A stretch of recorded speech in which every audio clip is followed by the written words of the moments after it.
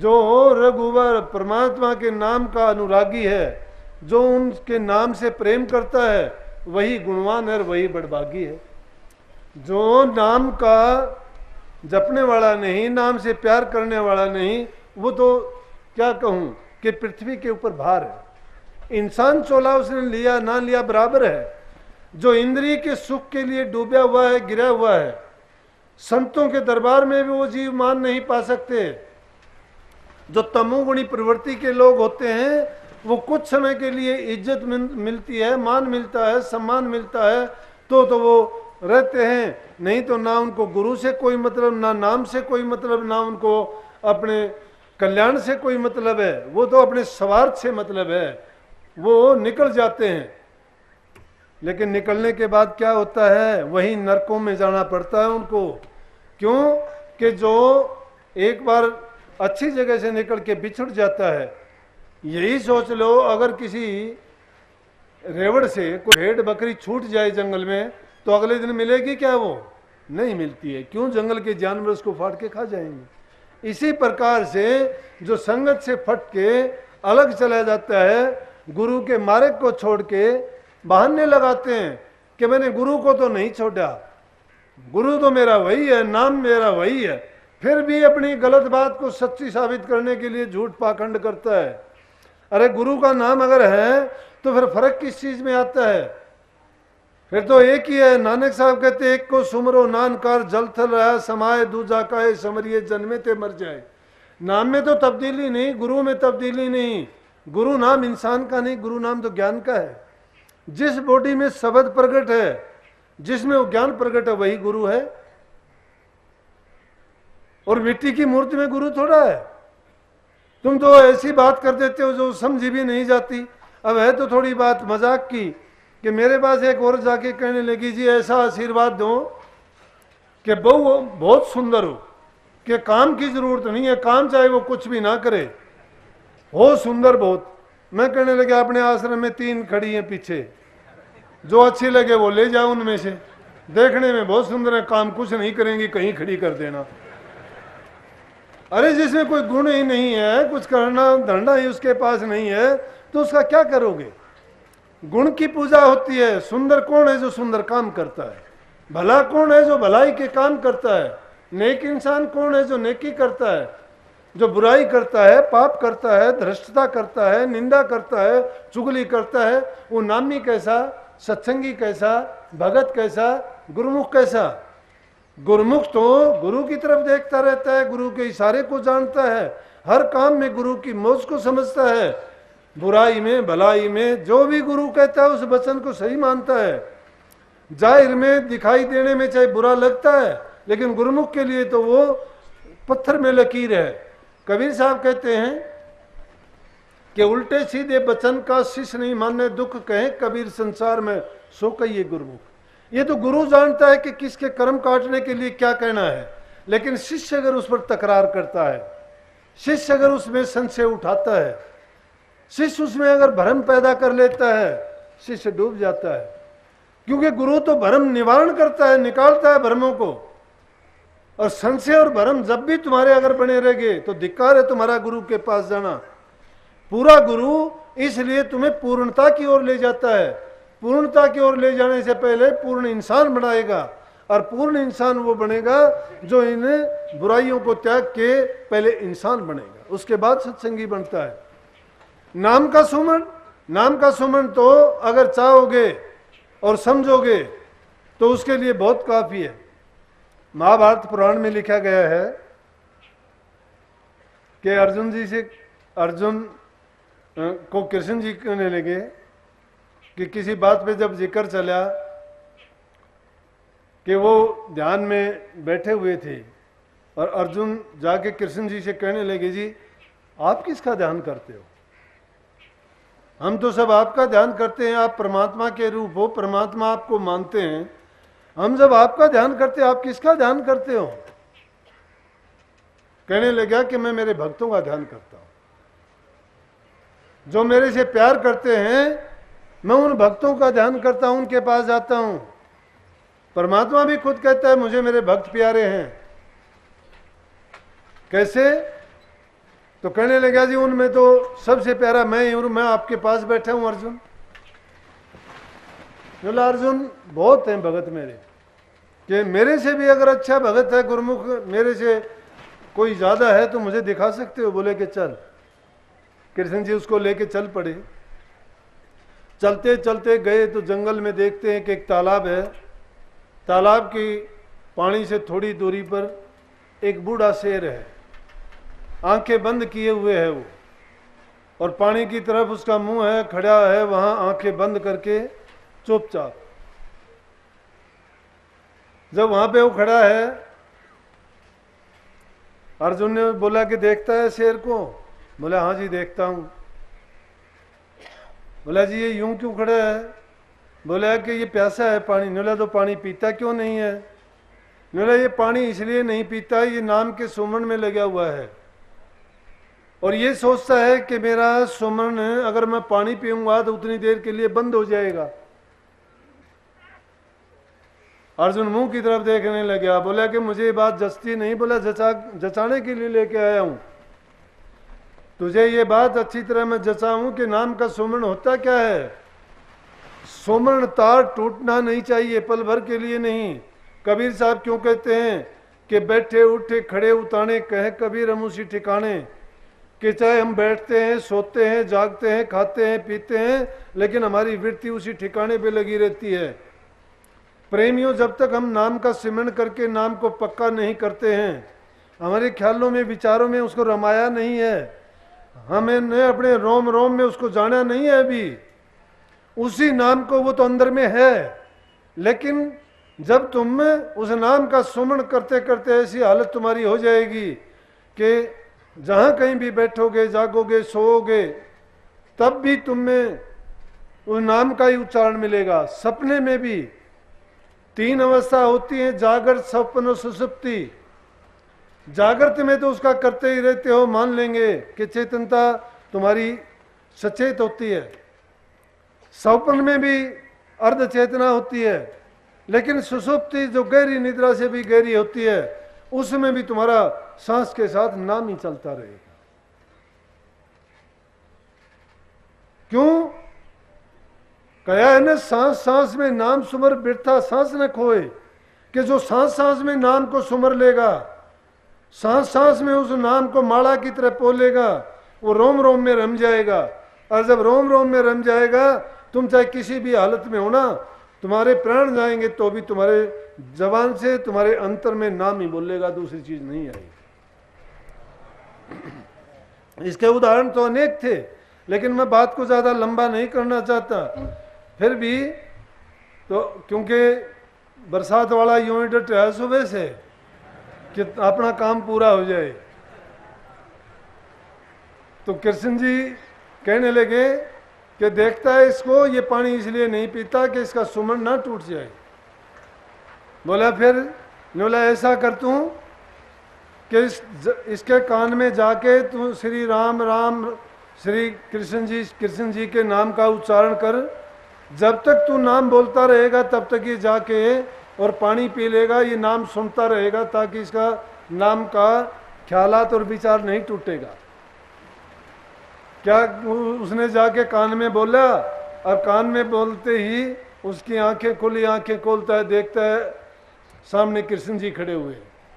कृष्ण जी जब सामने खड़े हुए हैं तो वो उनकी तरफ चल दिया, पानी की तरफ नहीं गया। प्राण निकलने को है उसके प्यासे मरते के, लेकिन पानी की तरफ नहीं गया, कृष्ण जी की तरफ आने लगा। तो कृष्ण जी कहने लगे शेर से कि पहले पानी पियो। तो पानी उसने क्या पीना था, उसने तो पानी पिया और वहीं पे उसके उन्होंने प्राण त्याग दिया। अर्जुन मुंह की तरफ देखने लग गया। बोला कि अर्जुन तू सोचता है कि तेरे समान कोई है नहीं, मेरे भगत संसार में इससे भी और काफी हैं जो नाम को एक पल के लिए भी नहीं भूलना चाहते। तो ये अहंकार मन में कभी नहीं लेना। अरे नाम को तो जितना जपते चले जाओगे, जितना उसकी कमाई करोगे, उतना ही थोड़ा है। क्यों? नाम हमारे ही फायदे का है, दूसरे का नहीं है। संसार की चीजें पदार्थ होंगे, उसमें तो दूसरे बहुत हक जमा लेंगे, उनके लिए तुमसे कोई धोखा भी करेगा, लेकिन इस नाम की कमाई करने वाले में ये खूबी होगी, वो नन्हा और छोटा बनता चला जाएगा, महीन हो जाएगा, दीन गरीब बन जाएगा, अहंकार उसका छूट जाएगा, मैं मेरी उसके मन से निकल जाएगी।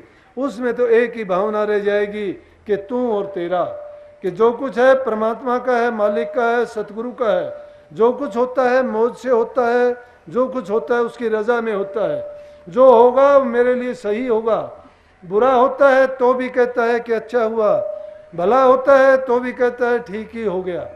ना वो ज़्यादा भला होता है तो उसमें खुश होता है, ना कोई बुरा होता है तो उसमें ज़्यादा दुख और कष्ट समझता है। क्यों समझता है? कि हर काम में उस सतगुरु की रजा मानता है कि सतगुरु ने जो मेरे लिए मेरे निमित्त बढ़िया अच्छा है वही तो किया है। अगर बुरा होता है तो मेरे कर्म काटे जा रहे हैं, अगर भला होता है तो सतगुरु की मौज है कि वो कुछ भी करे। इसलिए प्रेमियों कभी भी विचलित ना होना। ये दुख तकलीफ परेशानियां उतार चढ़ाव सबकी जिंदगी में आते हैं, ये तासीर है। और फिर जब इस मार्ग पर चलोगे तो ज़्यादा ही आएंगी। और वो कैसे आती हैं? जैसे अब आई थी। अगर ये थोड़ी सी बूंद देख के तुम उठ के चले जाते तो चले जाते, छुट्टी हो जाती, लेकिन आई थी वो चलती गई। क्योंकि वो भी तो देखते हैं कि कितनी इनमें सच्चाई है कि झूठ है, पाखंड है, लेकिन आप लोगों ने कोई तवज्जो ही नहीं दी उसकी तरफ। इसी प्रकार से जब कोई बुराई तुम्हारे दिलों में आती है तो उस बुराई को भी इस जगह ना दिया करो। जैसे अब जगह नहीं दी थी ना तुमने बूंदों को, तो उसी तरह से उस बुराई को भी अपने दिल में जगह ना दो। कभी भी आएंगी चली जाएंगी। तुम्हारा जो काम है, मनुष्य चोला जिस काम के लिए मिला है वो काम जरूर करो। चाहे कितने भी जरूरी काम हो, लाखों कामों को छोड़ के नाम का सुमरण करो, उसका खूब अभ्यास करो। अगर कोई छोटी मोटी, कोई लोभ की, लालच की ऐसी चीज आती है उस भाव में मत बहो, नहीं तो बहुत बड़े बड़े ऋषि मुनि लुटे गए इस रास्ते में। काम क्रोध मोह लोभ मोह के ऐसे ऐसे जाल लगे हुए हैं, माया ने प्रपंच रचे हैं जीवों के लिए कि कोई जीव निकल ना जाए। कोई किसी चीज के भरम में आके, कोई किसी संशय में पड़ के, कोई किसी लालच में पड़ के, कोई किसी बात के लिए उनके जाल में फंस जाता है और फिर तिल मिला के अपने प्राण त्याग देता है, उसका कल्याण के मार्ग से हट जाता है और फिर उसको पछताना ही पड़ता है। संतों का ज्ञान बड़ा सार्थक है, सीधा है, लेकिन जिसने वो ज्ञान ले लिया, इसीलिए मैंने बात शुरू में कही थी कि जब तक शब्द वेदी, जो शब्द का जानने वाला है, जिसने शब्द की कमाई की है, जो खुद निर्बंध है, जो खुद निर्बंध, खुद उस मंजिल में पहुंचा हुआ है, वो आपको भी पहुंचा देगा। मंजिल कठिन नहीं है किन लोगों के लिए? जो उस मंजिल की तरफ चल पड़ेगा। लेकिन जो एक जगह ठोड़ बैठ के उस मंजिल को कहता है कि वो इतनी दूर है, ये है, वो ये वो के चक्कर में जो पड़ जाता है वो कभी नहीं पाता। लेकिन सच्चे दिल से जो लगन मन में लेके जब चलोगे तो हिम्मते मर्द मददे खुदा, जब हिम्मत करके लगोगे तुम्हें उस मालिक की पूरी ताकत तुम्हारा साथ देगी। और जो तुम्हें बरसों में चीज मिलनी चाहिए थी वो तुम्हें घंटों और मिनटों में मिल जाएगी। सतगुरु की ऐसी कृपा है कि अपने दिल को सच्चा बना लो, बस श्रद्धा अपने दिल में पक्की ठान लो, लेकिन भरम को ना आने दो, संशय को मत पैदा होने दो, क्यों का सवाल मत उठाओ। जब देखो ये देखो कि मेरे हित की बात है, ये जानबूझ के गलत मत करो। अगर जानबूझ के गलत करते हो, अपने स्वार्थ और लालच के बस डूबते हो किसी चीज पर, और फिर तुम कहते हो कि ये मालिक ने किया है, वो मालिक नहीं करता। कर्म करने की हमें आजादी दी गई है, उसका नाजायज फायदा ना उठाओ। अगर करते हो तो उस करने से पहले उस बात के बारे में 10 बार सोचो कि मैं जो करता हूं वो सही है। अपने कर्म की ओर तुम ख्याल करो कि जो मैं करता हूं इससे कष्ट नहीं होगा किसी को, जो मैं अपने फायदे के लिए कर रहा हूं ये किसी के रास्ते में रोड़ा तो नहीं बनेगा। अच्छे इंसान जो हैं, जो उच्च कोटि के, जो सतोगुणी हैं, और जो रजोगुणी प्रकार के इंसान हैं, रजोगुणी का थोड़ा टाइम लगेगा, लेकिन सतोगुणी प्रकार के व्यक्ति हैं उनको कोई देर नहीं लगती, वो अपनी मंजिल को बहुत जल्दी पा लेंगे। लेकिन साकित शुक्र कुकरा इनकी गति है एक, लाख बचन कर बोध ये अतः उन्हें छोटे टेक। क्या बताया मैंने? साकित। एक तो साकित इंसान, साकित इंसान कौन होता है? जो किसी किए हुए गुण को भूल जाता है, नमक हराम जिसको बोलते हैं। शुक्र बोलते हैं सुअर को और कुकर बोलते हैं कुत्ते को। ये तीन चीज ऐसे हैं, ये अपनी आदत को नहीं छोड़ते हैं। तो ऐसी प्रवृत्ति के जो लोग होते हैं उन पर भी वो चीज लागू होती है कि उनको तुम लाख ज्ञान का बखान करो, वो अपनी आदत को नहीं छोड़ेंगे। जैसे कुत्ता अपनी पूंछ की टेढ़ाई को नहीं छोड़ता है, उसी प्रकार से वो लोग भी अपनी बुरी आदतों को नहीं छोड़ते। गुरुमुखों का काम है गुरु की आज्ञा का पालन करना। गुरु भक्ति है ये, इसको गुरु भक्ति कहते हैं कि जो गुरु की हर बात में मौज समझता है, अपने लिए कल्याणकारी मानता है, हितकारी मानता है और हमारे लिए वो हमारे कर्मों से हमें उज्जवल करके अपने धाम को ले जाने का जो प्रबंध करने वाली वाणी है, वही हमारे निमित्त सतगुरु हमारे भले के लिए, हमारे कल्याण के लिए कहते हैं और चेताते हैं। समय समय पर सत्संगों में जाना, बार बार उन बातों को सुनना, उनको श्रवण करके और अपने मन के अंदर पक्का बिठा लेना, ये गुरु भक्ति के अंग हैं। वैसे तो गुरु भक्ति के जो 5 अंग हैं, जिस प्रकार से शब्द, स्पर्श, रूप, रस और गंध, ये 5 चीज हैं। शब्द, शब्द का सुनना है। स्पर्श, गुरु से छू के आशीर्वाद प्राप्त करना है। रस, प्रसाद का आनंद लेना है जिह्वा से खा के, क्योंकि उन सारी चीजों में क्या है कि वो प्रसाद रूप है। गुरु के पास जाने से उनके शुद्ध विचार, उनकी पवित्र ख्यालात का जो वहाँ माहौल है, उसका असर हमारे तन पर, मन पर, शरीर पर, सब चीजों पर, ख्यालात पर पड़ता है। एक प्रकार का हम उस ज्ञान की गंगा में गोते लगा लेते हैं, जिससे हमारे सारे पाप कट जाते हैं। बाहर की गंगा में नहाने से तो सिर्फ हमारा क्या होता है, शरीर पर नहाना धोना हो जाता है, शरीर ही साफ होता है, लेकिन सत्संग से आदमी का अंतःकरण की सफाई होती है। जब हमारा अंतःकरण शुद्ध होगा वही काम देगा। बाहर की सफाई करनी चाहिए, जरूरी है, लेकिन बाहर की सफाई अकेली काम नहीं देती। जब तक अंतर की सफाई नहीं होती, जैसे नानक साहब ने कहा है, भरिए हाथ पैर तन दे, पानी धोते उतर सेखे। मोत पलीती कापड़ होए, ले साबण हो लइए धोए, हुई मती पापों के संग हो धोपे नामे के रंग। अगर तुम्हारे शरीर पे गंदगी, मिट्टी, मैल कोई चढ़ गई है, पानी से साफ कर लोगे, ठीक हो जाएगा। कपड़े अगर तुम्हारे गंदे हो गए हैं, कोई पेशाब का दाग लग गया, कोई दूसरी चीज का दाग धब्बा उस पर पड़ गया है, साबुन सोडा दे के उसको साफ कर लेंगे, उज्जवल हो जाएगा। लेकिन जो मन है, दिल है, अंतर है, हमारा अंतःकरण है, उसमें जो निंदा के, बुराई के, चुगली के, उसमें बुरे ख्यालात जो घुसे हुए हैं, पाप कर करके ने जो हमारा हृदय हमने कलुषित कर रखा है, वो किस चीज से साफ होगा? ओ धोपे नामे के रंग, उसकी सफाई नाम से होगी।